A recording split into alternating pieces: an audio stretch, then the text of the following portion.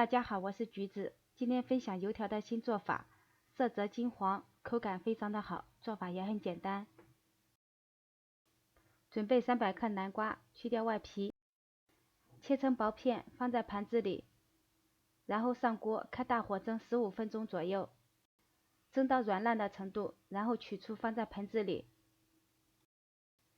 用擀面杖压成南瓜泥，南瓜泥一定要压到无颗粒，细腻一点。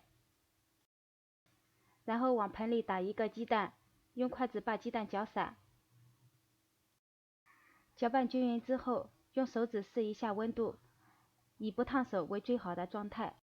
然后往盆中加3克酵母粉，3克双效泡打粉，适量的盐，用筷子把酵母粉搅拌融化。这里强调一点，酵母粉一定要在南瓜泥不烫手的时候放进去，否则酵母粉遇到温度高的时候会烫死。接下来准备350克的面粉，分次少量的加入到盆中，一边倒一边搅拌。搅拌均匀之后，下手和成面团。这里再强调一点，因为南瓜的含水量不同，面粉要适量的增减，最终以软硬适中的面团为准。面团揉好之后，在上面倒上适量的油，用手涂抹均匀。放油的目的是为了让面团的延展性会更好。然后盖上盖子，密封发酵至2倍大。发酵好的面团体积会明显的变大，像这样就可以了。案板上刷上1层油，把面团放上去，不需要揉搓，直接拉成长条，用手按扁，然后切成3厘米宽的长条，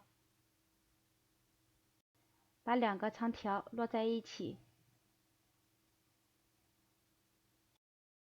用筷子在中间压一下，这样油条的形状就做好了。全部做好以后，再次醒发10分钟。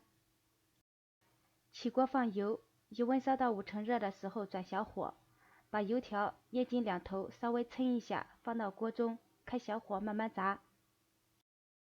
等到油条定型之后，给它翻一个面，这样可以使两面均匀的受热，可以更好的使油条蓬松起来。炸油条的过程中，30秒给它翻1次，翻动的越勤，炸出来的油条越蓬松。等到两面炸到金黄色的时候，把油条加到漏勺中，立起来控一下油，就可以出锅了。看到这里是不是特想咬一口？那就动手试试做吧。喜欢就关注我吧，下期再见。